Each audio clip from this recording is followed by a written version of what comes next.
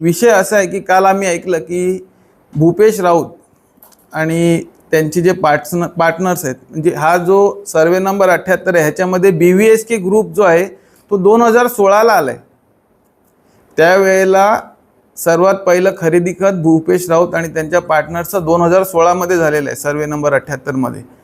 त्यानंतर त्या दरम्यान त्या वर्षभरामध्ये हे सगळे खरेदी विक्रीचे व्यवहार झालेले आहेत आणि त्यामध्ये भारतीय जनता पार्टी किंवा बहुजन विकास आघाडी यांचा ह्या व्यवहाराशी काहीही संबंध नव्हता। कारण काल आम्ही वारंवार बघितलं की भाजपचा कायम उल्लेख केला जातो ह्याच्यामध्ये, तर भाजपाचा ह्या गोष्टीशी काय संबंध आहे?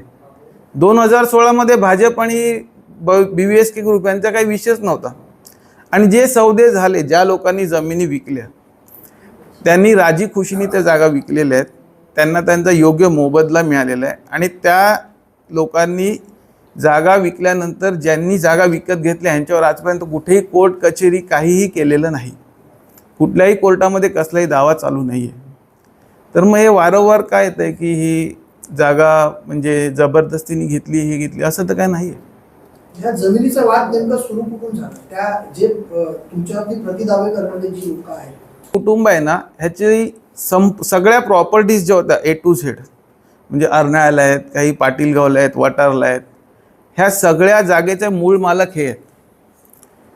सगळ्या प्रॉपर्टीज जे स्वातंत्र्यपूर्वी काळापासून ह्यांच्या आजोबाजा पंजोबांच्या नावावर होत्या आणि जशी जशी पिढी वाढत गेली तसे ह्या लोकांनी ज्याचा ज्याचा जो हिस्सा आहे तो त्याच्या त्याच्या नावावर करून दिले। टोटल 3 वारस होते आमच्या फॅमिलीला, त्यात 51-58 पाटीलगावमध्ये फेरफार पडला आणि 24-14 हा वटारमध्ये फेरफार पडलेला आहे 1955ला। आणि त्या फेरफारानुषंगाने ज्याच्या ज्याच्या वाटणीला ज्या ज्या जागा आल्यात त्या जागेचा प्रत्येकजण उपभोग घेतोय। आज 1955 पासून ते 2025 पर्यंत हीच परिस्थिती आहे। आणि ज्यांना ज्यांना वाटलं त्यांनी आपापल्या जागेचा व्यवहार केला आहे, कोणी विकली आहे, कोणी ठेवली आहे, जसं आम्ही अदलाबदल केली त्यांच्याबरोबर। एवढा एक साधारण विषय आहे, बाकी काय नाही। या सगळ्या घटनेमध्ये वारंवार भूपेश राऊत यांच्यावरती भूमाफिया आहे, त्यांच्यावरती एक घणघाती टीका केली जाते। तो विषय नेमका काय आहे? त्याच्यामध्ये एक विषय असा पण आहे की त्याच्यामध्ये एक भूपेश राऊत आमच्या विरुद्ध पोलिसात तक्रार का दाखल करतील? भूपेश राऊतांच्या विरोधात, हा, ज्या लोकांनी भूपेश राऊतांच्या विरोधात पोलिसात तक्रारी दाखल केल्यात त्या लोकांना तुम्ही हा प्रश्न विचारायला पाहिजे, किंवा तुम्ही त्यांना इकडे आमच्या समोर घेऊन या की बाबा काय तक्रार आहे। कारण भूपेश राऊत हा काय मूळ मालक नाही। मूळ मालकांनी जागा विकल्यात, जागा कोणी विकल्या? मूळ मालकांनी, आणि चतुर्सीमा टाकून दिल्यात, बरोबर ना?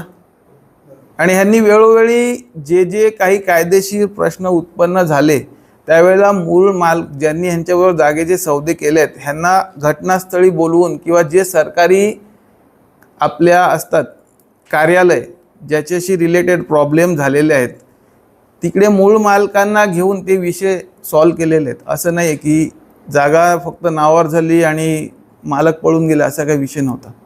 आतापर्यंत बऱ्याच वेळा असं झालं आणि शेवटपर्यंत म्हणजे हायकोर्टापर्यंत लढून ह्या जागेचा आपल्या बाजूने निकाल आणून ह्या जागेचे आता पोटहिस्से पण झालेत।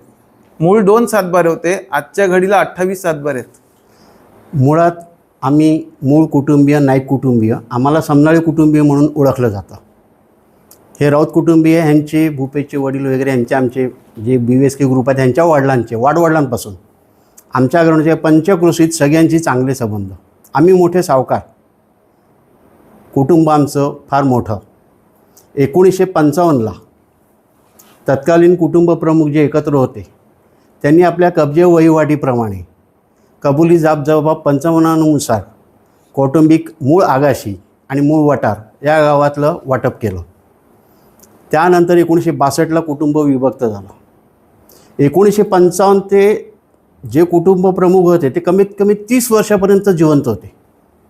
त्यांनी कुठल्याही न्यायालयात त्या वाटपाविरुद्ध कोणीही दावा दाखल केला नाही, म्हणजे सर्वांना तो कुटुंब प्रमुखांना तत्कालीन हा वाटप मान्य होता।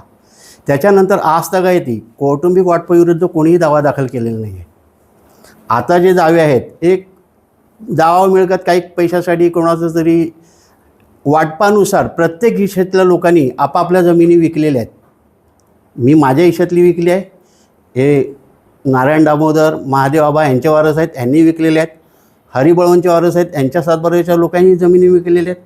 म्हणजे मूळ कुटुंबातलं जे वाटप झालं आहे, प्रत्येक शाखेतल्या लोकांनी आपापल्या गरजेनुसार विक्री व्यवहार केली, अदलीबदली केली. आज ज्याचा त्याचा प्रश्न आहे. आम्ही विकताना ह्यांचा हक्क असतो. याही जेव्हा विकलं तेव्हा आमचं कुठं गेलं हक्क? आम्ही गेले का त्यांच्या जागेवर?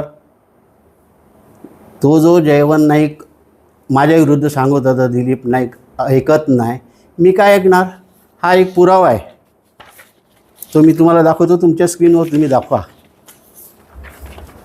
जो न्यायालयाचा त्यांनी उल्लेख केला 107/2014, त्याचा हा लागलेला एक निकाल आहे, तुम्हाला मी देतो नंतर. दुसरी गोष्ट, तो न्यायप्रविष्ट आहे. न्यायालय जो निर्णय देईल तो आम्ही मानतो. त्याचे वकील त्याची बाजू मांडतात, माझे वकील माझी बाजू मांडतात. दुसरी गोष्ट, त्याचं आगाशीला कौटुंबिक वाटपानी त्याला जी जमीन आली आहे त्याचा फेरफार आहे.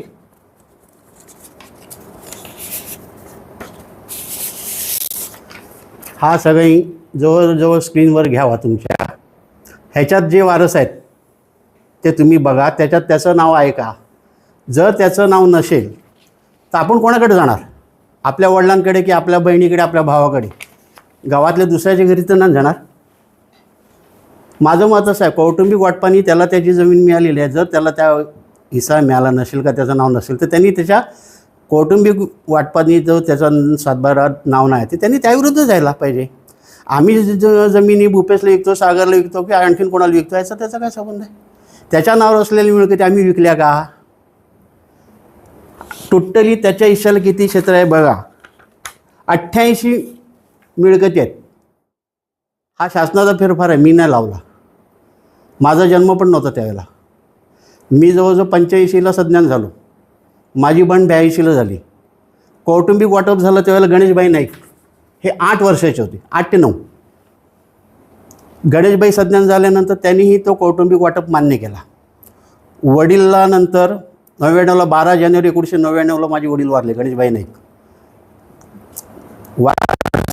माझी आई पुष्पाबाई गणेश नाईक, माझी विवाहित बहीण आशालता राजाराम नाईक आणि मी, आम्ही तिघांनी तो वारसप्रमाणे जे क्षेत्र आलं ते आम्ही मान्य केलं. तसंच कौटुंबिक वाटप ह्यांच्या हिश्श्याला जे जमीन गेली त्यांनी मान्य केलं. त्यांच्या हिश्श्यातली होती ती हिनी विकलं. लगतचे शेतकरी आम्ही होते, आम्हाला काही हरकत नाही.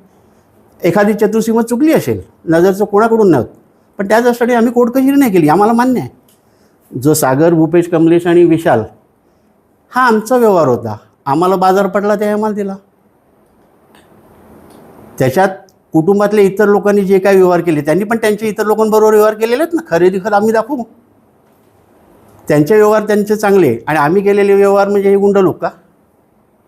एक प्रश्न असा आहे, तो व्यवहार 2014 दावा दाखल झाला, पण त्यानंतर न्यायालयाचा कुठलाही मनाविगुम आम्हाला नाही आहे.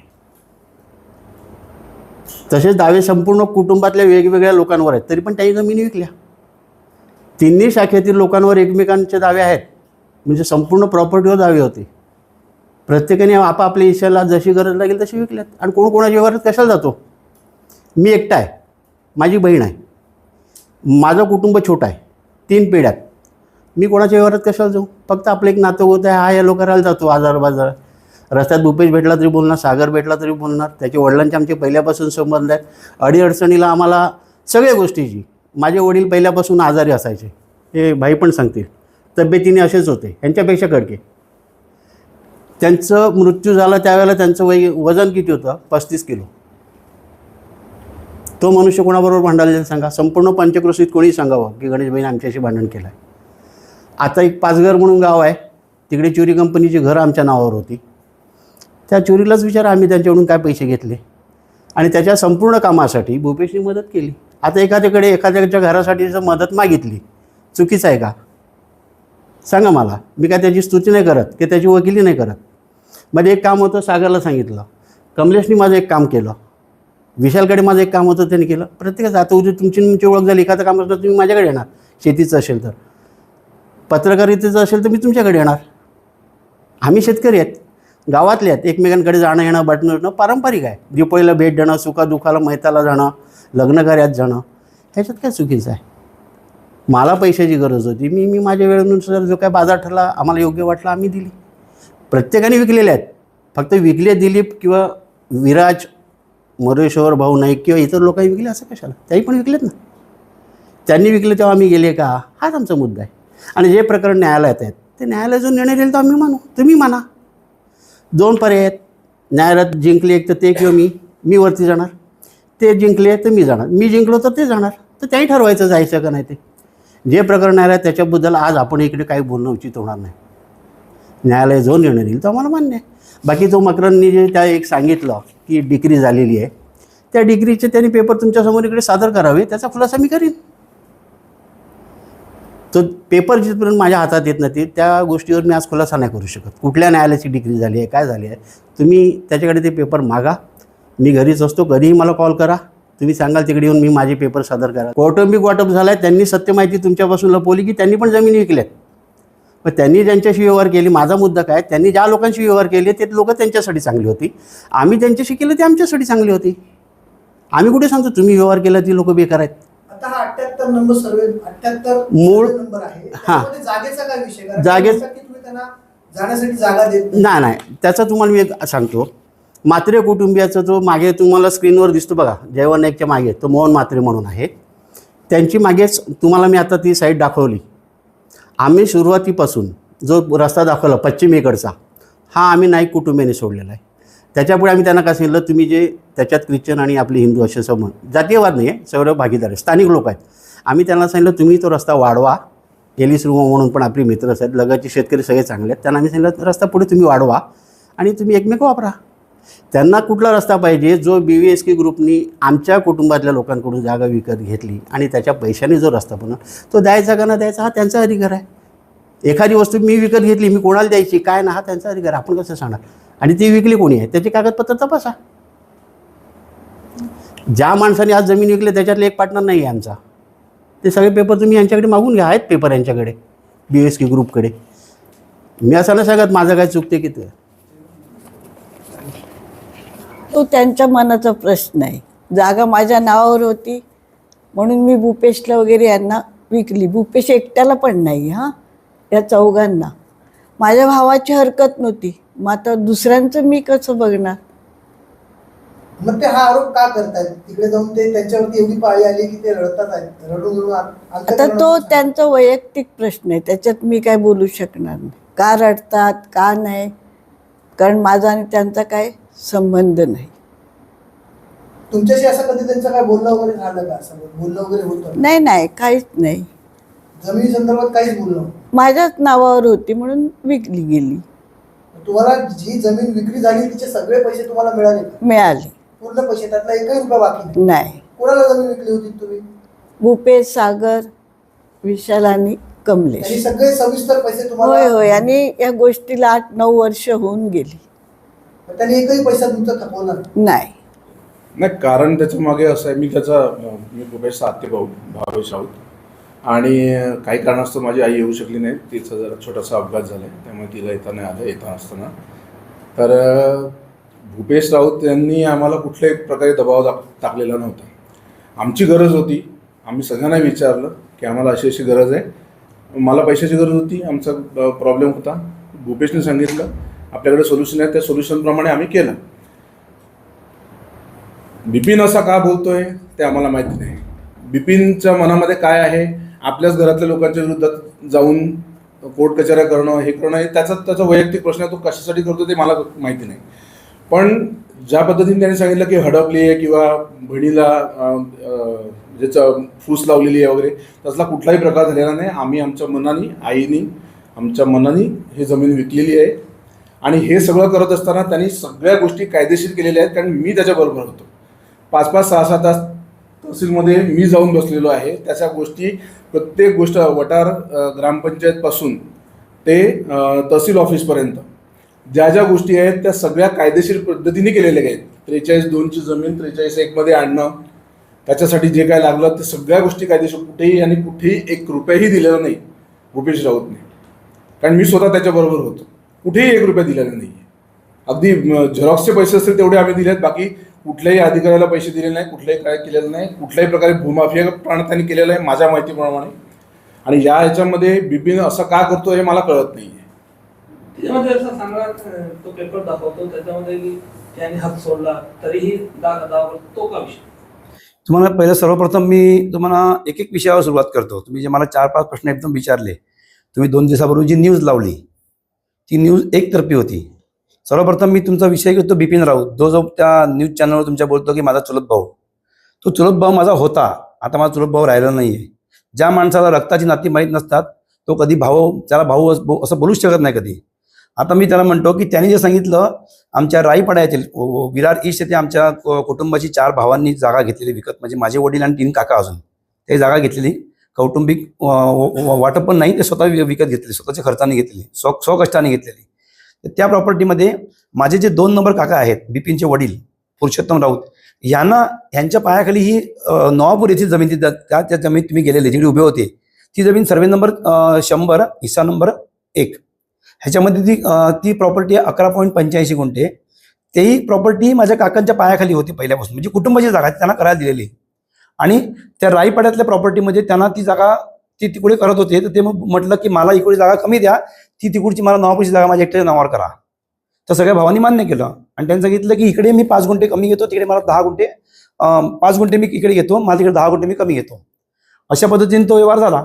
आणि कालांतराने जेव्हा बिपिन राऊतचे उंबरवटन नाक्यावरती जे वडिलांनी घर बांधलं, ती पण जागा ॲक्च्युली कौटुंबिक वाटपाप्रमाणे आलेली ती, पण ते जेव्हा घर बांधलं तेव्हा त्यांनी आमच्या मूळच्या घराचा हिस्सा सोडण्यासाठी आमच्यावर दबाव तंत्र केलं की मी या घराचा हिस्सा तेव्हाच सोडेल जेव्हा तुम्ही मला राईपटली जागा, ती या घराची हिस्सा बदली मला 8 गुंठे जागा इकडे म्हणजे राईपाड्यामध्ये आणि 4 गुंठे जागा नवापटली जागेच्या बद्दल, अशी 12 गुंठे जागा तुम्ही सोडायची, तर मी घराचा हिस्सा सोडतो. आम्ही मान्य केलं का, तर जाऊन दे कुठेतरी, हा घरातनं बाहेर नाही पडतं, आमचं घर कसं होणार, ह्याचं घर नाक्यावरती झालेलं उंबरवटनवरती. मग त्या पद्धतीने आम्ही त्याला हिस्सा सोडला. पण हिस्सा कोणी सोडला? वडिलांनी सोडला आणि 2 काकांनी सोडला. प्रॉपर्टी ही वडिलोपार्जित होती. वडिलोपार्जित प्रॉपर्टीमध्ये आमच्या 3 आत्या होत्या. मग 3 आत्यांनी त्यांना हक्कसोड केलं नव्हतं. हक्कसोड कोणी केलं? माझ्या वडिलांनी आणि 2 काकांनी केलं. पण आत्यांची प्रॉपर्टी होती, तर आत्यांनी त्यांच्या नावाची प्रॉपर्टी मला तिकडे विकली. कारण सर्वप्रथम आत्यांनी त्याच्या वडिलांना विचारलं की तुम्ही जागा विकत घेणार का? ते बोलले माझ्याकडे पैसे तर मी नाही विकत घेऊ शकत. मग त्याच आत्या माझ्या वडिलांना येऊन विचारलं, माझ्या लहान काकांना विचारलं, ते बोलले नाही. मग मी माझ्या भाच्याला, म्हणजे त्यांच्या भाचा म्हणजे मी त्याला प्रॉपर्टी, तुमचा काय आक्षेप आहे का? ते बोलले नाही. रीत सर डॉक्युमेंट माझ्याकडे आहे, सगळ्यांच्या एनओसीज आहेत. मग माझ्या आत्याने मला जागा विकली, ती मी जागा घेतली विकत. बरोबर? हा एक हा विकत घेतलेली आहे. आत्यांचं कन्सेंट रजिस्टर डॉक्युमेंट केलेलं आहे. दुय्यम निबंधकाकडे जाऊन त्याची रजिस्टर फी भरलेली आहे. आता तो बिपिन राऊत जो म्हणतो माझ्यावर आरोप घालतो ना, तर मुळात तो असा मनुष्य आहे की त्याला महिलांचा त्याला द्वेष आहे. तो म्हणतो आत्यांची नावं कशाला, आत्यांना प्रॉपर्टी का द्यायची, आत्यांना प्रॉपर्टी देऊ नका, आपण फक्त प्रॉपर्टी घ्यायची, आत्यांची नावं द्यायची नाही. मी सांगितलं तसं होणार नाही. 7-12 दप्तरी वडिलोपार्जित प्रॉपर्टी आहे, तिकडे आत्यांची नावं लागणार. मग आत्यांची नावं जोडली प्रॉपर्टीमध्ये. मग त्या पद्धतीने आत्यांनी 3 भावांना विकली. मला पण नाही विकली, मी नाही घेतली, लक्षात ठेवा. त्यांच्या 3 भावांना विकली. ह्याला का दिली नाही? कारण ह्यांनी आत्यांच्याबद्दल खूप वाईट उद्गार काढलेले.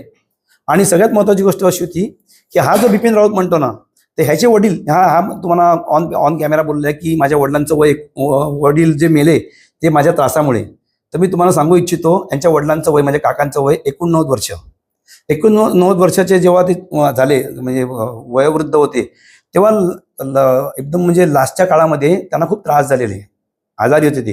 तर आजारी असताना या माणसाने काय केलं, यांच्या मुलांनी त्यांचे हॉस्पिटलला पण घरी आणल्यानंतर त्यांची एक पॉवर बनवली आणि एक मृत्यूपत्र घेतलं बनवून, आणि त्या मृत्यूपत्राच्या आधारे त्यांनी ती खरेदी खत करून घेतलं. वडील जिवंत असताना खरेदी खत केलं आणि त्या सख्ख्या बहिणींना त्या प्रॉपर्टीतनं डावळलं. सख्ख्या बहिणींना प्रॉपर्टीतनं डावळलं आणि सख्ख्या बहिणींनी त्यांनी जो खरेदी खत केलं त्याला चॅलेंज केलं. चॅलेंज केल्यानंतर जे मंडळ अधिकारी यांच्याकडे तक्रार रजिस्टर केलं. तर तक्रार रजिस्टर झाल्यानंतर मंडळ अधिकाऱ्यांनी त्यांना सांगितलं की तुम्ही जे मृत्यूपत्र बनवलं तर त्याला कोर्टामध्ये प्रोबेट का नाही केलं, आणि प्रोबेट करताना तुम्हाला त्या 3 बहिणींचा पण कन्सेंट घ्यायचा होता. त्याच्यामुळे तो त्यांचा फेरफार रद्द होत होता. पण मग त्यांनी काय केलं, आपल्या आईला इमोशनली ब्लॅकमेल केलं आणि सांगितलं ज्या बहिणीने माझी माघार नाही घेतली तर मी तुला मग त्रास देणार, मग तुझ्या बहिणींकडे जाऊन राहा, माझ्याकडे राहू नका. मग त्या बहिणींनी आईच्यासाठी ती त्या जमिनीतून माघार घेतली आणि सांगितलं ही प्रॉपर्टी तूच घे, तूच खा. आज त्या सगळ्या प्रॉपर्टीतनं त्यांनी वडिलांच्या म्हणजे कोटा कन्सेंट घेऊन त्यांच्या बहिणींना त्या प्रॉपर्टीतनं बेदखल करून टाकलं. आणि ही जर बातमी खोटी असेल तर मी तुम्हाला त्यांच्या बहिणींच्या काही सख्या बहिणी दोघांचे नंबर देईल, तुम्ही त्यांना जाऊन विचारू शकता. माझ्याकडे व्हॉट्सअप चॅट आहेत आमच्या कुटुंबामध्ये, तुम्हाला मी फॉरवर्ड करील. त्याही क्लिअर सांगितलेलं आहे की भूपेश राऊतनी कोणताच आम्हाला काय सांगितलं नाही. आम्ही आमच्या इच्छेप्रमाणे तलाठ्याकडे गेले आणि या आमच्या प्रॉपर्टीवर ह्यांची आमची नावं काढली, याच्यासाठी यांच्या आम्ही अगेन्स्ट गेले. बाकीचे विषय बाकीचे विषय तुमच्याकडे तर अजून एक आहे, तो झाला बिपिन राऊतचा, बरोबर. आता हिस्सा नंबर 1 हा जो हक्क सोडचा मॅटर होतं, ह्याच्यामध्ये आमच्या 2 कुटुंबाची जागा होती. ती एक आमचं कुटुंब म्हणजे यशवंत वामन राऊत आणि हरिभाऊ वामन राऊत, हे दोघं भाऊ. तो जो 7/12 म्हणतो ना, की त्याच्यावरती एक अर्ज केला, त्या अर्जाने सगळ्यांची नावांची आमचं क्षेत्र कमी झालं, ते चुकीचं आहे. सर्वप्रथम त्या माणसाला आणि तो जो मागे संदीप राऊत बोलत होता आमच्या कुटुंबातला, त्या दोघांना पहिली गोष्ट म्हणजे महसूलचं काही ज्ञान नाहीये. पीक पाण्याचा उतारा मी तुम्हाला दाखवील, तो तुम्ही नंतर त्याच्या प्रोड्यूस करा. पीक पाण्याच्या उतारामध्ये 52-53 याच्यामध्ये यशवंत वामन राऊत आणि हरिभाऊ वामन राऊत यांची जमीन ही 1/2 होती, आणि मुकुंद जीवन राऊत हे त्यांचे हे बसलेले आहेत म्हणजे पत्र, तर वसंत पद्मन राऊत, मुकुंद जीवन राऊत ह्यांच्या हिश्श्याला 1/2 होती. पण संदीप राऊत हा आमचा चुलते आहे, म्हणजे माझ्या वडिलांचा, त्यांनी तो पहिल्यापासून खूप हुशार, 7/12 फेरफार कसे चुकीचे करायचे या अनुषंगाने त्यांनी त्याच्यामध्ये ते जो 1/2 महिरपी अंश होता ना, तिकडे फक्त त्यांनी काय केलेलं, वरती खोडून तिकडे तो 1/2 फक्त त्याच्या हिश्श्याला टाकलेला. त्याच्यामुळे चुकीच्या पद्धतीने 1/2 त्याला गेलेलं, आणि 1/2 मध्ये मुकुंद जीवन राऊत आणि आमचं कुटुंब आलेलं. म्हणजे तो चुकीचा फेरफार झाला. त्या चुकीच्या फेरफारला मी चॅलेंज केलं तहसीलदारांकडे, की हा फेरफार चुकीने झालेला आहे. जर यशवंत जीवन राऊत आणि यशवंत वामन राऊत आणि हरिभाऊ वामन राऊत जर दोघं सख्खे भाऊ आहेत, तर हरिभाऊ वामनला 1/2 कसं येणार? त्याच्यामध्ये यशवंत वामन राऊत पण 1/2 आहे ना, म्हणजे दोघांना 1/4 1/4 हिस्सा येतो, म्हणजे 5.85 5.85 ह्यांची. तर फेरफार क्रमांक 134च्या अन्वये तो जो फेरफार आहे, त्या फेरफारांनी मुकुंद जीवन राऊत हे मूळचे मालक होते 1/2ला 5.85ला, आणि 5.85ला आमचे आजोबा आणि म्हणजे यशवंत वामन राऊत आणि हरिभाऊ वामन राऊत संदीपचे वडील, हे दोघं ही जमीन यांची स्वतःची नव्हती. आम्ही कुळाने आलेले तिकडे. हे कुळ कोणाचं होतं? यशवंत पांडुरंग नाईक, त्याला आप्पा कोफराडकर म्हणायचे, त्यांचं कुळ होतं. त्या कुळाने जमीन आम्हाला आलेली, म्हणजे 1/2 जमीन जी होती ना, ती आम्हाला आलेली 5.85 व यशवंतला आणि हरिभाऊला ही कुळाने जमीन प्राप्त झालेली. तो पण फेरफार आहे. ते कुळाने जमीन प्राप्त झाल्यानंतर आम्ही कुळाने मालक झालो, तेव्हा 1/2 आमच्या हिश्श्याला आली, यशवंत वामन राऊत आणि हरिभाऊला. आणि मूळ मालकामध्ये ह्यांचे वडील होते मुकुंद जीवन राऊत, मुकुंद यांचे पंजोबा. मुकुंद जीवन राऊतचे 1/2 आहे. ह्याच्यामध्ये चुकीचं काय होतं? जे चूक झालेली ती चूक दुरुस्त करण्यासाठी मी माननीय तहसीलदारांकडे अर्ज केला. तहसीलदारांनी संपूर्ण चौकशी केली. चौकशी केल्यानंतर ह्याच्यामध्ये जी चूक आढळून आली त्याच्यावर त्यांनी तो फेरफार केला. आता त्या फेरफार करण्यामध्ये मी काय केलेलं आहे, माझ्यावर आरोप करतात की तू तलाठी खिशात टाकतो, पोलीस स्टेशन खिशात टाकतो, नंतर तहसीलदार खिशात टाकतो. एवढे माझ्याकडे पैसे असते तर मी स्वतः तिथं तहसीलदाराच्या खुर्चीवर जाऊन बसलो असतो. असा पण आरोप करण्यात आला तुमच्यावर भरपूर विषय आहेत. हा, आता हा एक महत्वाचा मुद्दा तुम्ही टाकला. ज्या ज्या लोकांनी माझ्यावर एलिगेशन्स केले की माझ्यावरती 17-18 NCs आहेत, त्यापैकी जेवढी लोक तिकडे आलेली त्या सगळ्यांवरती तेवढ्या NC आहेत. म्हणजे सर्वप्रथम कधी कधी त्यांनी माझ्यावर केली, मी त्याच्यावर क्रॉस NCचा एक प्रकार असतो, म्हणजे तुम्हाला अदखलपात्र गुन्हा. ह्या लोकांनी जेवढे आमच्या जेव्हा ज्या भानगडी झाल्या, जमिनीवर वाद निर्माण झाले, त्याच्यामध्ये 4 पार्टनर पण आहेत, बरोबर. म्हणजे आमच्या ज्या वैयक्तिक सर्वे नंबर 78 मध्ये, तेव्हा त्यांनी आमच्यावरती केल्या, आम्ही त्यांच्यावरती केल्या, बरोबर. त्या सगळ्याची माहिती मी तुम्हाला दिली. माहितीच्या अधिकाराकडे सगळ्या NCs काढले, त्यांच्यावर पण तेवढ्या 17 ते 18 NC प्रत्येकाकडे 1-1, 2-2, 4-4 NC मी केलेल्या आहेत. बिपिन राऊतवरती 2 NC आहेत. आपला तो नाव काय त्याचं, संदीप राऊतवरती एक आहे, वाडीतल्यामध्ये NC आहे. आणि विशेष म्हणजे संदीप राऊतचा जो 3 नंबर भाऊ आहे मिलिंद राऊत, हा आमचा चुद्याच, त्याच्यावरती 20-25 वर्षापूर्वी आमच्या वाडीमध्ये आमची केळीची घड कापलेले आणि केळीची पानं कापलेली, तेव्हा त्याला रेड हँड पकडलेला माझ्या वडिलांनी, आणि आगाशी पोलीस स्टेशनला त्याच्यावरती NC दिलेली. तेव्हा त्याला आगाशीला बोलावलेलं, आणि आगाशी पोलिसांनी त्यांना तिकडे जाब विचारून त्यांना जाब देऊन पंचनामा करून घेतला. तेव्हा त्यांच्या भाऊजींनी त्याच्यावरती जामीन देऊन त्यांना तिकडून सोडवून घेतलं पोलीस स्टेशनमध्येच, एक म्हणतात ना आपण बॉन्ड देऊन. म्हणजे हे सगळे चोर प्रवृत्तीची माणसं, यांच्यावरती गुन्हे दाखल, म्हणजे सॉरी गुन्हे नाही, ह्यांच्यावर पण मी NC केलेले आहेत. मोहन म्हात्रे जो म्हणतो की माझ्या मुलीला धोका आहे, माझी मुलगी आहे, आम्ही सुसंस्कृत आहोत, आणि मोहन म्हात्रे जो म्हणतो ना, याचं उत्तर माझे पार्टनर वहिवाट काय आहे काय नाही ते. मोहन म्हात्रेवरती पण आम्ही NC दिलेले, मी आणि सागर पाटीलने. एका प्रकरणामध्ये फक्त चतुर्सीमेचा वाद असल्यापासून सर्वेमध्ये मोहन म्हात्रेंनी आमच्याबरोबर वादविवाद केला आणि शिवीगाळ केली. शिवीगाळ केल्यानंतर तिकडे रूप ते मारहाणीमध्ये गेलं, तर एकामेकांना हात उचलला. त्याने इव्हन भूमी अभिलेखच्या ज्या महिला आलेल्या त्यांना पण शिवीगाळ केलेली, तर ती पण NC त्याच्यावर आहे. म्हणजे या सगळ्यांवरती मी पण NC दिलेले आहेत, आमच्या सगळ्यांनी NC दिले आहेत. आता महत्वाचा मुद्दा बोलतो, त्यामध्ये एक मनुष्य असा आहे प्रकाश काळे म्हणून, जो सांगतो होता माझं घर आहे, एवढ्या पाण्यात मी जातो, 20 वर्षापूर्वी मी जमीन घेतली. त्याच्या प्रश्नाचे उत्तर आम्ही तुम्हाला दिलेच आहेत. पण महत्त्वाचा मुद्दा म्हणजे हा मनुष्य जो आहे ना, ह्याच्यावरती दखलपात्र गुन्हा आहे आगाशी पोलीस स्टेशनमध्ये. ह्याच्या मेहुणीबरोबर अनैतिक संबंधावरून यांनी ह्याच्या मेहुणीवरती वार केलेले, तोंडावरती आणि छातीवरती. तेव्हा त्याच्यावरती गुन्हा दाखल करतो, 6 महिने जेलमध्ये होता. आमचा सर्वे नंबर 78 आहे, जो 78 आहे तो 5 एकरचा आहे.